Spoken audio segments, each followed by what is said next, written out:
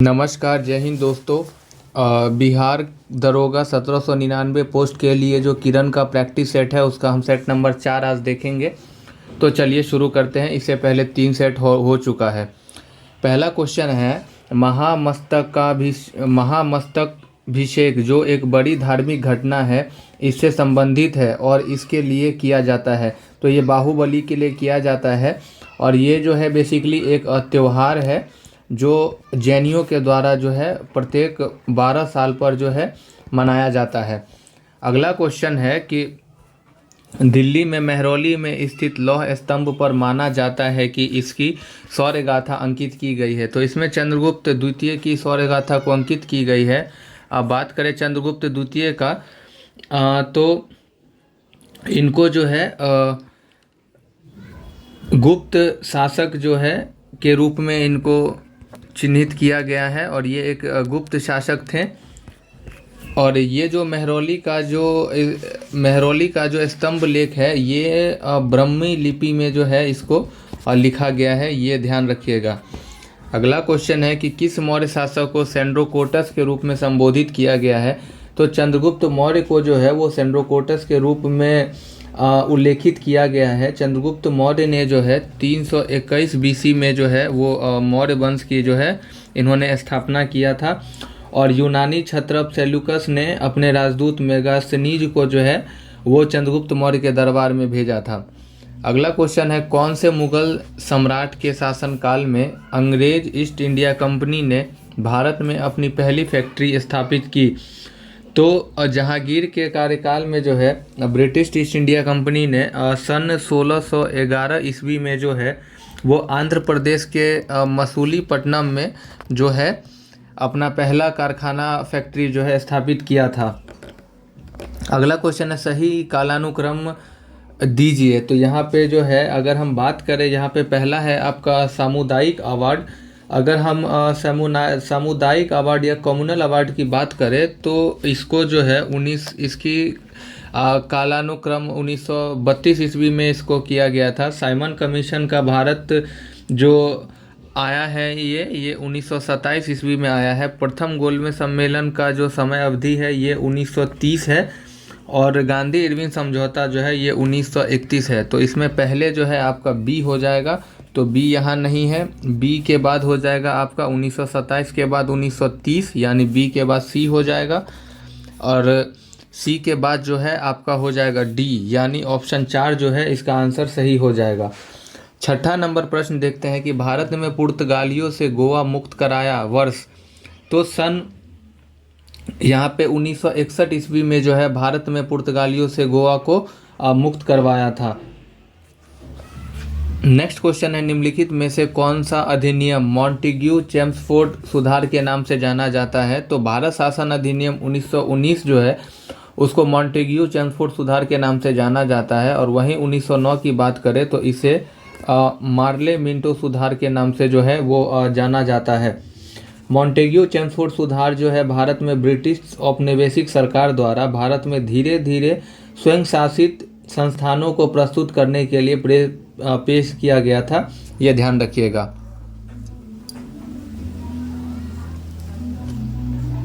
Next question है, निम्नलिखित में से किसने निरंकारी आंदोलन की स्थापना की। निरंकारी आंदोलन का जो स्थापना है वो बाबा दयाल दास के द्वारा किया गया था। बात करें अगर बाबा दयाल दास की, तो ये पेशावर के एक आधे सिख और आधे हिंदू समुदाय से जो है ये संबंधित हैं। 9वां क्वेश्चन है कि किस तिथि को संविधान सभा की पहली बैठक हुई। संविधान सभा का जो गठन है वो 1946 ईस्वी को किया गया था। वहीं बात करें इसकी पहली बैठक की तो ये 9 दिसंबर 1946 को जो है किया गया था और इसी दिन जो है डॉक्टर सच्चिदानंद सिन्हा को अस्थायी अध्यक्ष के रूप में घोषित किया गया और 2 दिन बाद 11 दिसंबर 1946 को अस्थायी पद के रूप में जो है डॉक्टर राजेंद्र प्रसाद ने पद ग्रहण किया। अगला क्वेश्चन है कि भारत का पहला दूरदर्शन केंद्र सितंबर डैश में स्थापित हुआ। प्रारंभ में वह सप्ताह में 3 दिन चलता था और आकाशवाणी का हिस्सा था। केवल 1965 में नियमित रूप से पहली सामान्य सेवा दिल्ली से शुरू हुई। तो भारत का पहला दूरदर्शन केंद्र जो है वो सितंबर ईस्वी में जो है वो स्थापित हुआ था। बात करें 1982 में जो है वो प्रथम रंगीन टेलीविज़न का जो है प्रारंभ भारत देश में हुआ था, ये याद रखिएगा। अगला क्वेश्चन है, किस देश की विदेश नीति में ट्रूमैन सिद्धांत जुड़ा हुआ है? ट्रूमैन सिद्धांत का जो संबंध है वो यूएसए यानी अमेरिकी विदेश नीति से जुड़ा है। और जो ट्रूमैन है वो अमेरिका के राष्ट्रपति थे जिनका पूरा नाम हैरी एस ट्रूमैन था। 12वां क्वेश्चन है, निम्न में से किस देश के साथ भारत ने पंचशील समझौते पर हस्ताक्षर किया? तो वो चीन था जिसके साथ भारत ने पंचशील समझौते पर हस्ताक्षर किया था। 13 नंबर क्वेश्चन है, निम्नलिखित में से कौन सा भारतीय सेना का आदर्श वाक्य है? भारतीय सेना का आदर्श वाक्य है स्वयं से पहले सेवा, यानी सर्विस बिफोर सेल्फ। और बात करें सेना का, तो जो भारत का प्रेसिडेंट यानी राष्ट्रपति होता है वो तीनों सेना का प्रमुख होता है। 14 नंबर क्वेश्चन है, सर्वोच्च न्यायालय ने हाल ही में निजता को मौलिक अधिकार घोषित किया है। भारत के संविधान के किस अनुच्छेद के अंतर्गत निजता को एक मौलिक अधिकार घोषित किया गया है? तो वो अनुच्छेद 21 हो जाएगा, जिसके तहत जो है निजता के अधिकार को मौलिक अधिकार जो है वो घोषित किया गया है। और ये जो जीवन और निजी से जुड़ा हुआ आर्टिकल है, आर्टिकल 21, ये ध्यान रखिएगा। 15 नंबर क्वेश्चन है कि किस संविधान संशोधन के द्वारा दिल्ली को एक विधानसभा दिया गया? तो 69वां संविधान संशोधन 1991 के द्वारा जो है वो दिल्ली को एक विधानसभा दी गई थी। और इस अनुच्छेद में जो है 239A और बात करें 239B को जो है वो शामिल किया गया था, AB को शामिल किया गया था। 239A और 239AB को जो है शामिल किया गया था। अगला क्वेश्चन है, किस अनुच्छेद के अंतर्गत संसद को संविधान संशोधन की शक्ति प्राप्त है? तो आर्टिकल 368 के तहत जो है संसद को संविधान संशोधन की शक्ति प्राप्त है। और संविधान संशोधन की अगर हम बात करें तो ये हमने जो है साउथ अफ्रीका या दक्षिण अफ्रीका से ये हमने ग्रहण किया है। अगला क्वेश्चन देखिए, नेक्स्ट क्वेश्चन है आपका 17 नंबर की राज्यसभा का सदस्य बनने के लिए न्यूनतम आयु कितनी होनी चाहिए? तो 30 वर्ष की जो है न्यूनतम आयु होनी चाहिए। और इसके कुछ क्राइटेरिया हैं, जैसे कि वो किसी भी लाभ के पद पर नहीं होना चाहिए, भारत का नागरिक होना चाहिए इत्यादि। वहीं जो है 25 वर्ष जो है ये लोकसभा के लिए न्यूनतम आयु है। 35 वर्ष जो है वो प्रेसिडेंट और गवर्नर यानी राष्ट्रपति और राज्यपाल के लिए न्यूनतम आयु है। राष्ट्रीय मानवाधिकार आयोग है। राष्ट्रीय मानवाधिकार आयोग जो है ये एक संवैधानिक निकाय है और इसको 1993 में स्थापित किया गया था। और यह एक बहुसदस्यीय निकाय है। तो इसका आंसर जो है 4 हो जाएगा, उपयुक्त सभी इसका आंसर सही है। और यहीं इसकी अगर बात करें तो इसमें 1 अध्यक्ष और 5 जो है पूर्णकालिक सदस्य जो है, साथ ही साथ 7 मनोनीत सदस्य होते हैं।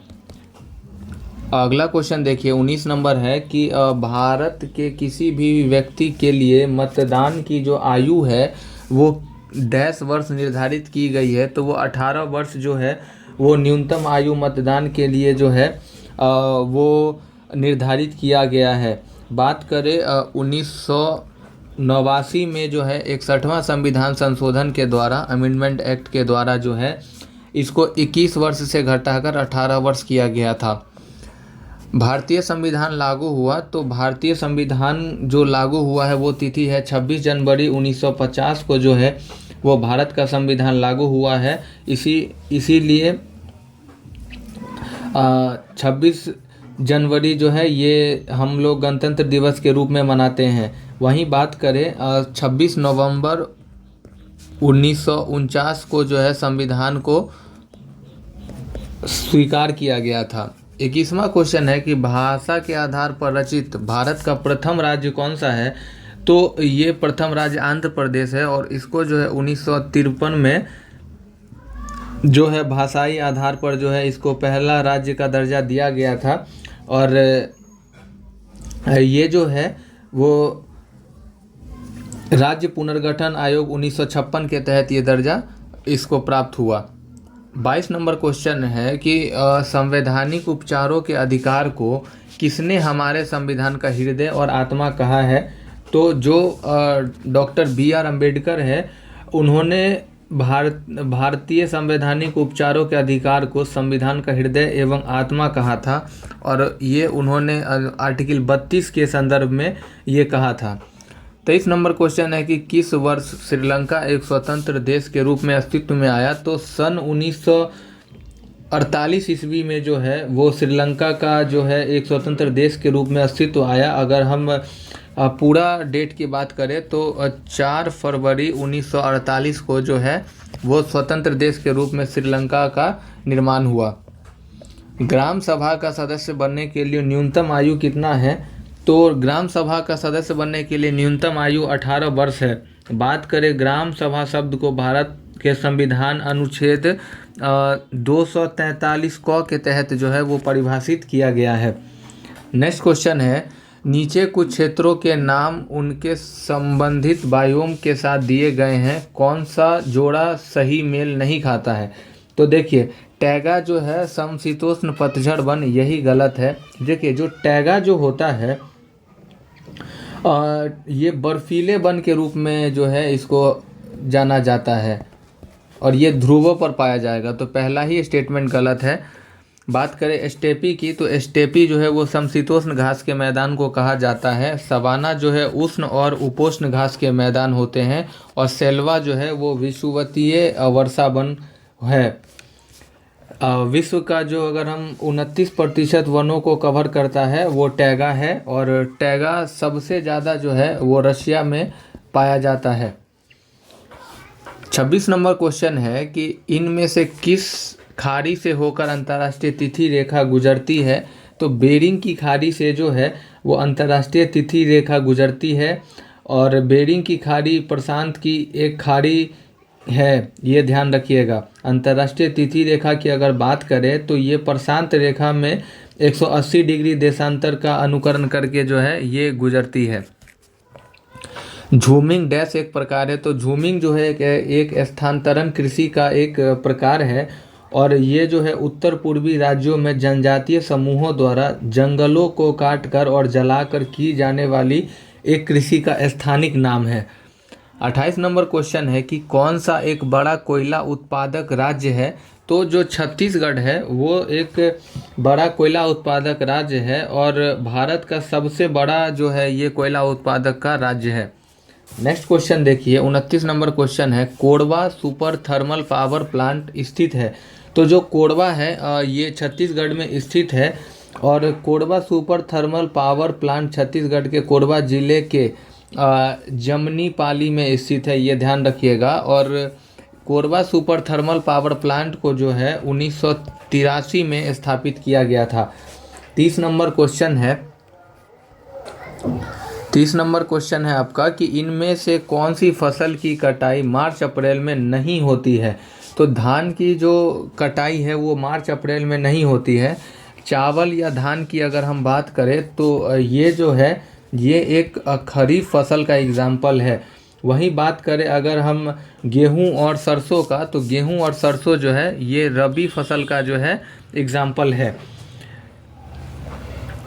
31 नंबर क्वेश्चन है कि गुजरात के कच्छ का रण किस जंगली जीव के लिए प्रसिद्ध है? तो ये जंगली गधा के लिए जो है ये प्रसिद्ध है, और ये जो है भारत का जो है ये सबसे बड़ा वन्यजीव अभयारण्य है, ये याद रखिएगा। दक्षिण अमेरिका के पूर्वी तट पर कुछ घटनाओं से भारतीय मानसून प्रभावित हो सकता है। उस घटना को क्या कहते हैं जो भारत में मानसून प्रबलता को बढ़ा सकती है?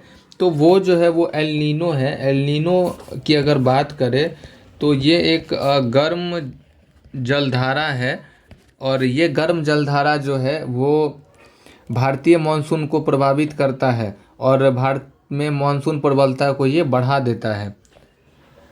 कौन सी एक खरीफ फसल नहीं है? तो दिए गए विकल्प में अगर हम बात करें तो ज्वार, मक्का और मूंगफली, ये जो है ये खरीफ फसल है, लेकिन गेहूं की बात करें तो ये खरीफ फसल नहीं है, ये जो है रबी फसल का एग्जाम्पल है। अगला क्वेश्चन है, चेक का कैंसिलेशन डैश के पूरे हस्ताक्षर से किया जा सकता है। तो चेक का कैंसिलेशन जो है, जो आहर्ता है उसके पूरे हस्ताक्षर से जो है कैंसिलेशन किया जाता है। नेक्स्ट क्वेश्चन है कि भारत में 1 रुपये का नोट और सिक्का एवं 50 पैसे का सिक्का किसके द्वारा जारी किया जाता है। तो ये जो है केंद्र सरकार द्वारा जारी किया जाता है। भारतीय रिजर्व बैंक की अगर बात करें तो आरबीआई जो है 2 रुपये, 5 रुपये, 10 रुपये, 20 रुपये, 50 रुपये, 100 व 500 और 200 का जो नोट है ये जारी करता है। 36 नंबर क्वेश्चन है, धन के प्रयोग के बिना वस्तुओं का आदान प्रदान किस प्रणाली के अंतर्गत किया जाता है। तो ये विनिमय प्रणाली है, जिसके अंतर्गत जो है वस्तु के बदले वस्तु का लेन देन किया जाता है और इसका प्रयोग मुद्रा के आविष्कार होने से पहले किया जाता था। 37 नंबर प्रश्न की बात करें, निम्नलिखित में से कौन एक प्रकार का चेक नहीं है। तो चेक की अगर हम बात करें यहाँ पे, तो चेक जो है वो टोटल 14 प्रकार का होता है। उसमें से दिए गए विकल्प में जो है वो स्पीड चेक किसी चेक का एग्जाम्पल नहीं है। वहीं कुछ चेक की अगर हम बात करें तो क्रॉस चेक होता है, ब्लैक चेक होता है, बियरर चेक होता है, काउंटर चेक होता है, स्टेल चेक होता है, पोस्ट डेटेड चेक होता है, ओपन चेक होता है इत्यादि। इस प्रकार से 14 तरीके का जो है चेक होता है। 38 नंबर प्रश्न है हमारा कि आरबीआई का विस्तृत रूप क्या है। तो आरबीआई का विस्तृत रूप रिजर्व बैंक ऑफ इंडिया है और इसकी स्थापना 1935 ईस्वी में जो है वो की गई थी। अगला क्वेश्चन देखिए, नेक्स्ट क्वेश्चन है आपका 39 नंबर कि किस भारतीय वाणिज्य बैंक ने मोबाइल एटीएम सेवा प्रदान करने में प्रथम स्थान पाया है। तो ये जो है वो आईसीआईसीआई बैंक के द्वारा जो है पहला mobile ATM on wheels launch करने की घोषणा की गई है। 40 नंबर प्रश्न है कि भारत में डैश में नया पैसा का परिचय कराया गया था और 1964 में उसका पुनर्नामांकन किया गया था। तो वो जो है 1957 में भारत में जो है 1957 में नया पैसा का परिचय कराया गया था और 1964 में उसका पुनर्नामकरण जो है वो किया गया था। और ये जो है भारतीय सिक्का संशोधन अधिनियम 1955 के तहत ये किया गया था। नेक्स्ट क्वेश्चन है कि किस बैंक ने टैप एंड पे नामक नई अभिनव NFC नियर फील्ड कम्युनिकेशन आधारित स्पर्श रहित भुगतान पद्धति की घोषणा की है। तो ये जो है ICICI बैंक के द्वारा जो है इस पद्धति की घोषणा की गई है। अगला क्वेश्चन है नीति आयोग, जिसको 2015 में योजना आयोग के स्थान पर लाया गया है, में नीति से तात्पर्य है, यानी नीति का फुल फॉर्म क्या है। तो वो हो जाएगा आपका national institution for transforming India और इसकी स्थापना जो है वो 1 जनवरी 2015 को किया गया है। अगला क्वेश्चन है आपका 43 नंबर कि बैंक में जमा की गई रकम जिसे पूर्व निर्धारित समयावधि से पूर्व आहरित नहीं किया जा सकता उसे क्या कहते हैं। तो उसे हम सावधि जमा या फिक्स डिपॉजिट के नाम से जानते हैं। अगला क्वेश्चन है आपका 44 नंबर की डैश एक संयंत्र है जो किसी वस्तु की दूरी और दिशा का पता लगा सकता है। तो वो जो है रडार है जो किसी वस्तु की दूरी और दिशा का पता लगा सकता है। अगला है वायुमंडलीय दबाव किसके द्वारा मापा जाता है। तो वायुमंडलीय दबाव जो है ये बैरोमीटर के द्वारा जो है मापा जाता है। बात करें बैरोमीटर का आविष्कार 1643 में जो है ये इवानो गेलिस्टा टॉरिसेली के द्वारा जो है वो किया गया था। तो ये ध्यान रखिएगा कि टॉरिसेली जो है वो बैरोमीटर के आविष्कारक हैं। नेक्स्ट क्वेश्चन है कि अब प्रकाश वर्ष डैश की एक मापन इकाई है। तो प्रकाश वर्ष जो है वो दूरी की एक मापन इकाई है। 47 नंबर क्वेश्चन है पलायन वेग का दर क्या होता है। तो 11.2 किलोमीटर प्रति सेकंड जो है वो पलायन वेग की दर होती है। पलायन वेग की बात करें तो ये एक ऐसा वेग है जिस स्पीड से आप किसी वस्तु को फेंकिएगा तो वो दोबारा रिटर्न होके जो है अर्थ के सरफेस पे नहीं आएगा। 48 नंबर प्रश्न है कि यातायात को रोकने के लिए यातायात संकेतन में लाल प्रकाश का उपयोग किया जाता है, क्योंकि ये जो है कम से कम प्रकीर्णित होता है, यानी रिफ्लेक्शन इसका कम है और आसानी से लंबी दूरी पर से भी सूचित हो सकता है। इसीलिए जो है यातायात में रोकने के लिए जो है लाल रंग का प्रयोग किया जाता है।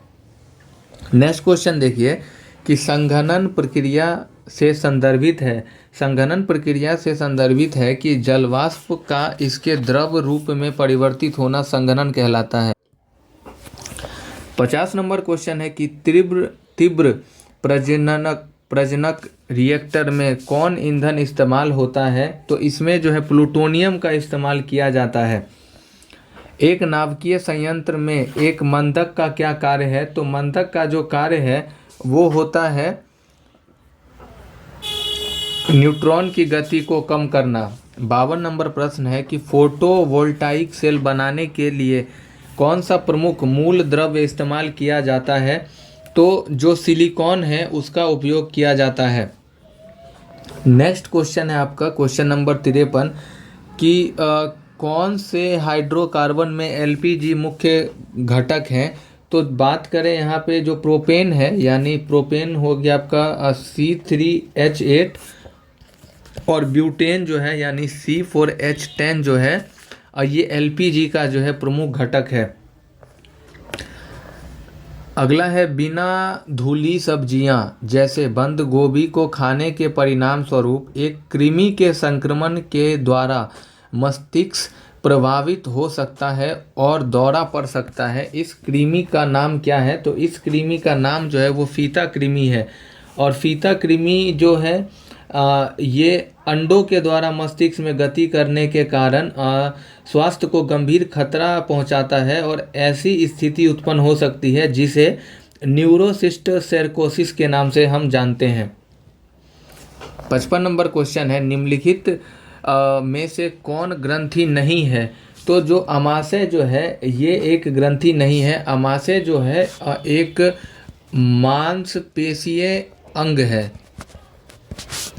ये एक मांसपेशीय अंग है। बाकी यकृत, किडनी और अग्नाशय जो है ये एक ग्रंथि है। निम्नलिखित में से कौन एक हार्मोन नहीं है? तो जो इंसुलिन है ये एक हार्मोन नहीं है। इंसुलिन की अगर बात करें तो ये पैंक्रियाज के अंतःस्रावी भाग लैंगरहैंस की द्वीपिका के बीटा सेल से स्रावित होने वाला एक जंतु हार्मोन है। बाकी जो है एस्पिरिन, LSD और कार्टेक्स जो है ये हार्मोन नहीं है। इंसुलिन एक हार्मोन है। प्राकृतिक चयन के सिद्धांत का प्रतिपादन किसने किया?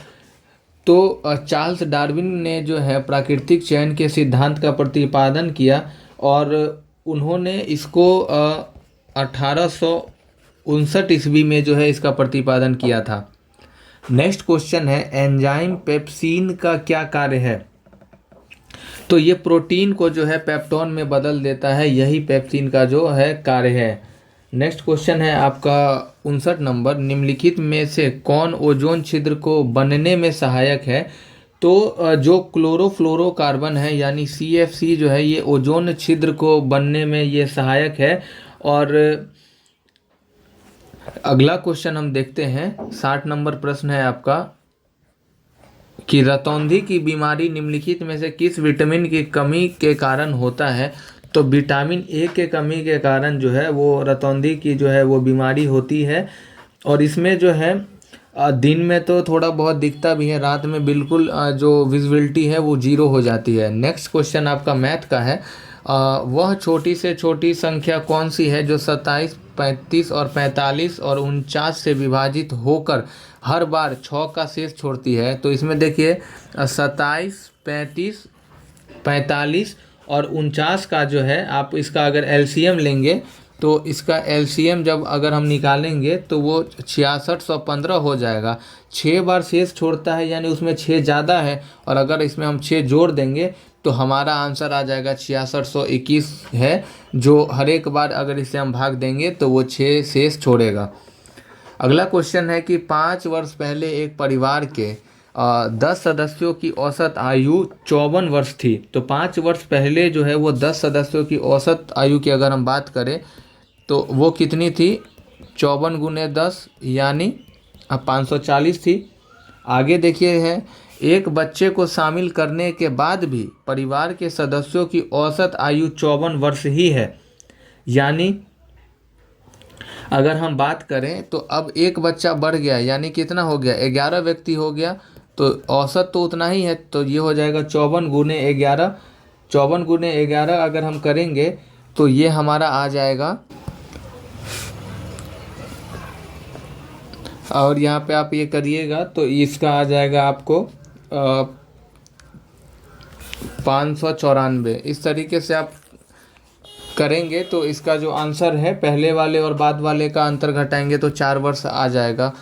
मैं मैथ्स का जो है आंसर बता देता हूँ, बाकी जीएस के हर एक प्रश्नों को मैं करवा देता हूँ, क्योंकि मैथ का जो है हम एक सेपरेट वीडियो मैराथन लेके आएंगे जिसमें सभी सेट के जितने भी मैथ्स के क्वेश्चन है उसको उसमें समाहित किया जाएगा, और वो थोड़ा वीडियो लंबा होगा। नेक्स्ट क्वेश्चन है 63। आप वीडियो रोक करके सॉल्व कर सकते हैं कि एक उपकरण पर लागू होने वाला मूल्यह्रास 20% है, उस उपकरण की 3 वर्ष बाद कीमत पूर्व कीमत की होगी। यानी एक उपकरण पर लागू होने वाला मूल्य 20% है, तो ये भी बहुत बेसिक सा क्वेश्चन है कि कोई भी चीज़ था उसका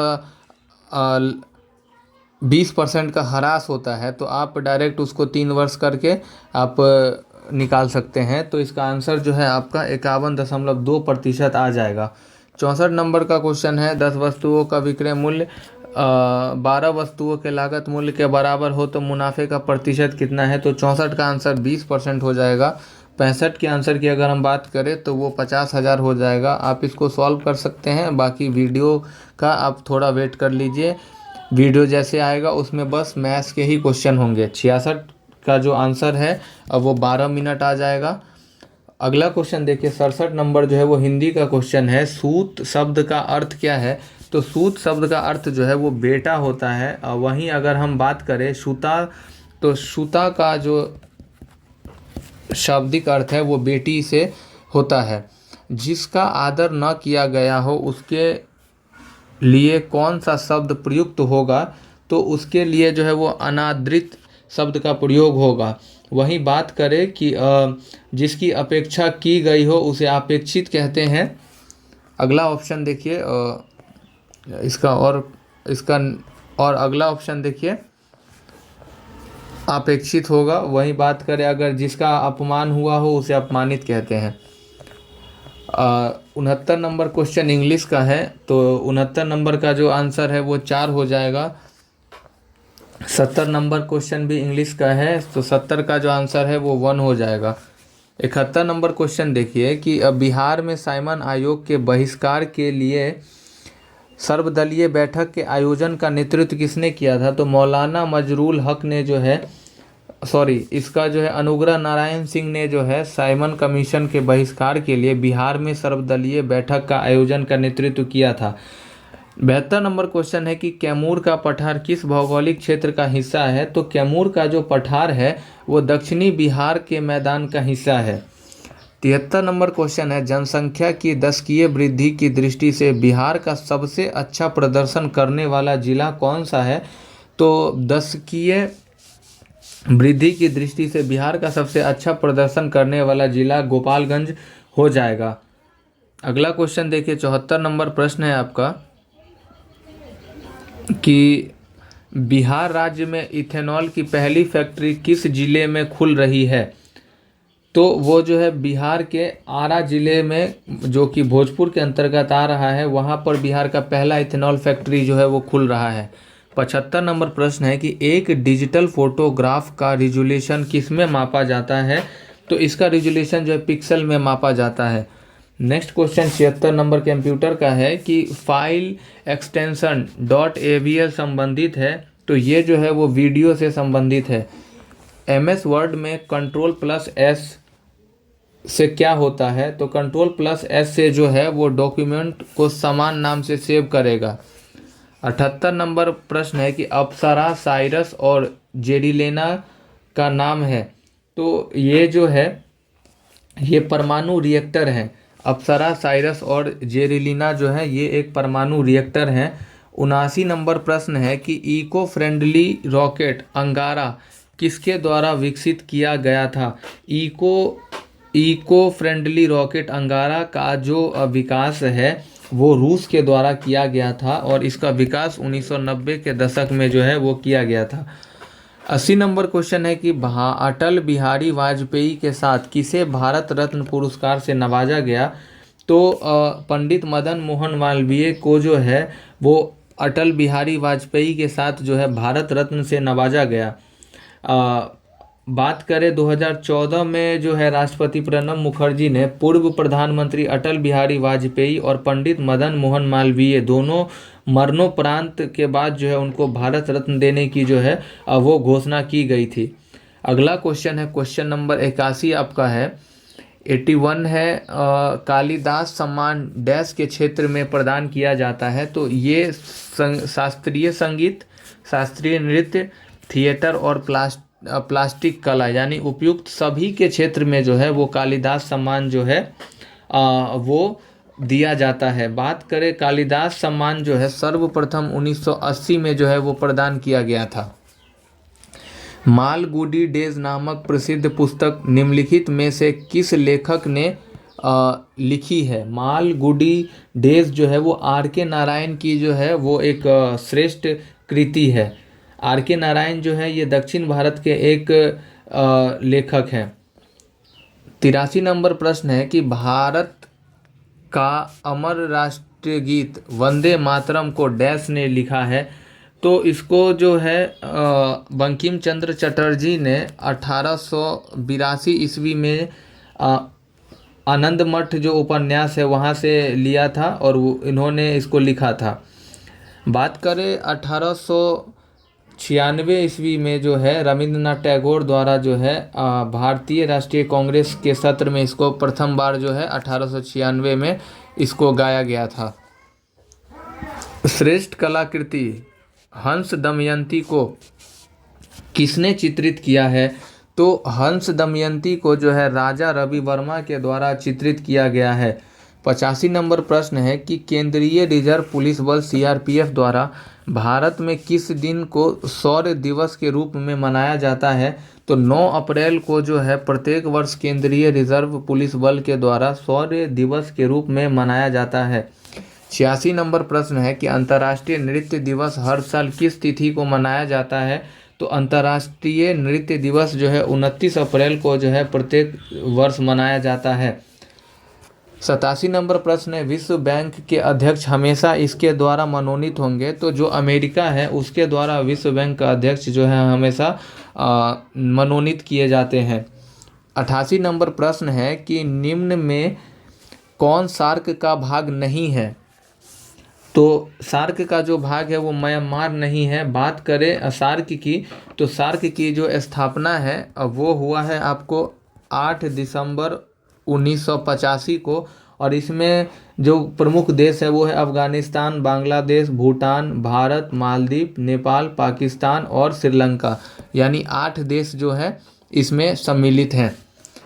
89 नंबर प्रश्न देखिए कि अंतर्राष्ट्रीय सौर महागठबंधन का मुख्यालय कहाँ है। अंतर्राष्ट्रीय सौर गठबंधन का जो मुख्यालय है वो भारत के गुड़गांव में स्थित है और वर्तमान में इसमें टोटल 121 देश जो है वो शामिल हैं। नेक्स्ट क्वेश्चन है टीम बोस्टन रेड सॉक्स किस खेल से संबंधित हैं, तो टीम बोस्टन रेड सॉक्स का जो संबंध है वो बेसबॉल टीम से संबंधित हो जाएगा।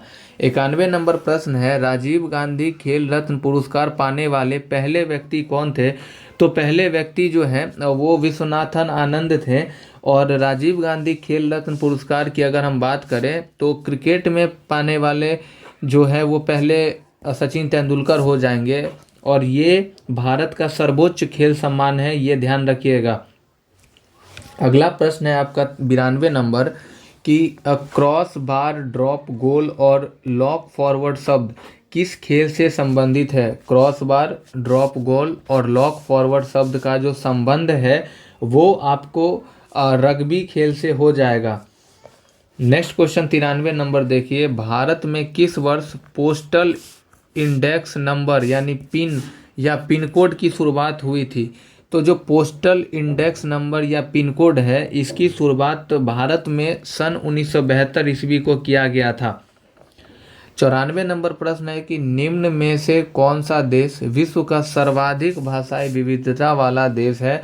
तो जो पापुआ न्यू गिनी है वो विश्व का सबसे भाषाई विविधता वाला देश है और यहाँ पे लगभग 851 जो है लैंग्वेज या भाषाएं बोली जाती है। 95 नंबर प्रश्न है, भारत में सबसे अधिक वन क्षेत्र लाभ वाले 10 देशों में कौन सा स्थान भारत का है। तो भारत में सबसे अधिक वन क्षेत्र लाभ वाले शीर्ष 10 देशों में जो है वो भारत का स्थान जो है वो तीसरा स्थान हो जाएगा। अगला क्वेश्चन देखिए 96 नंबर, शंघाई सहयोग संगठन में नए सदस्य के रूप में कौन सा देश शामिल हुआ है। तो इसको हम SCO भी कहते हैं, शंघाई सहयोग संगठन। तो SCO में जो है वो बेलारूस को शामिल किया गया है। नेक्स्ट प्रश्न है 97 नंबर की, किस कंपनी ने दुनिया की पहली CNG संचालित बाइक लॉन्च की है। तो जो बजाज है वो दुनिया का पहला CNG संचालित बाइक को जो है लॉन्च किया है। 98 नंबर प्रश्न है कि प्रधानमंत्री नरेंद्र मोदी को किस देश का सर्वोच्च नागरिक सम्मान Order of Saint Andrew the Apostle मिला है। तो प्रधानमंत्री नरेंद्र मोदी को जो है वो रूस का जो है सर्वोच्च सम्मान जो है Order of Saint Andrew the Apostle मिला है।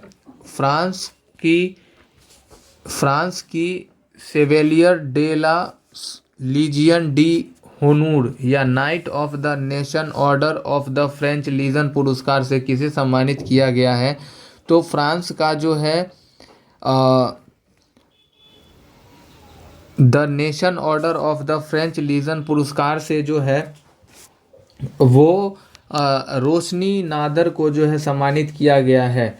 और आज का अंतिम प्रश्न है कि इंग्लैंड को हराकर किसने अपना चौथा UFA यूरो खिताब जीता है। तो इंग्लैंड को हरा करके स्पेन ने अपना चौथा जो है UFA टाइटल को अपने नाम किया है। तो यहीं पे हमारा सेट नंबर 4 ख़त्म होता है। मिलते हैं किसी नए इन्फॉर्मेटिव वीडियो के साथ। जय हिंद।